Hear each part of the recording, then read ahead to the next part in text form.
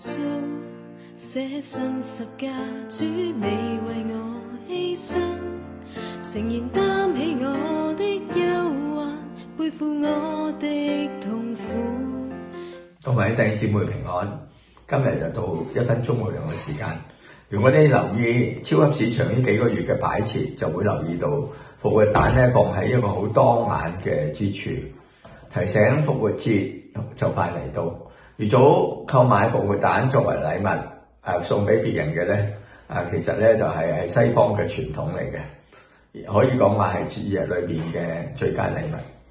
復活蛋是西方慶祝復活節嘅時候作為特別裝飾用嘅蛋，傳統上一般都使用經過染色嘅蛋類。現代人咧習慣通常用蛋狀嘅朱古力嚟製造呢個復活蛋。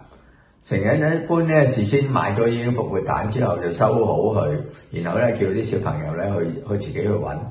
復活蛋係復活節嘅象徵性嘅物品，表達咗友誼啦、關愛、祝福嘅一種嘅方式。基督徒以復活蛋比喻咗新生命嘅開始，象徵耶穌基督嘅復活，走出墳墓。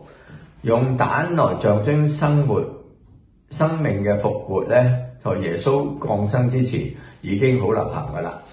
西方人士相信蛋有兩次嘅生命，一次咧係母雞生咗落嚟，代表咗新生；第二次嘅生命係破蛋而出，代表咗重生。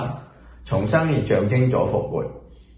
喺美索不達米亞早期基督教會咧，就把蛋咧染紅佢，以紀念耶穌基督所流嘅寶血。喺復活節嘅期間，教會嘅信徒就把蛋咧塗成紅色，就請佢哋嘅神父咧祝聖，也當成禮物送俾別人。相信就係彩蛋嘅最早嘅起源。今日我哋移民咗呢處嘅地方，如果我哋能夠說出當地文化嘅起源，同時向小朋友說好呢個故事咧，家長同埋小朋友都同得益處。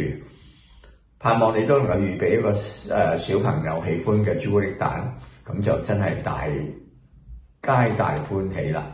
願神祝福大家，阿門。